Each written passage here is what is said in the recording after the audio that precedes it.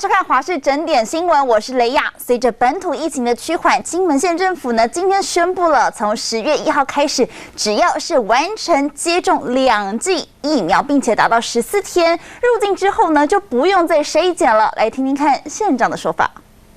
在10月1号开始，如果是有完整接种2剂疫苗，那14天过后进入金门，只要持疫苗的注射卡，或者是健保卡上面的注记，或者是相关的证明，就可以不用快筛。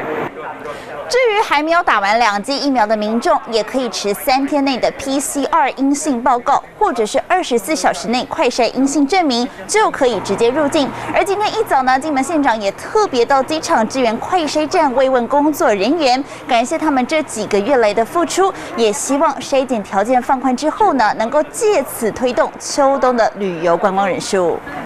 酒精还是高粱酒？有。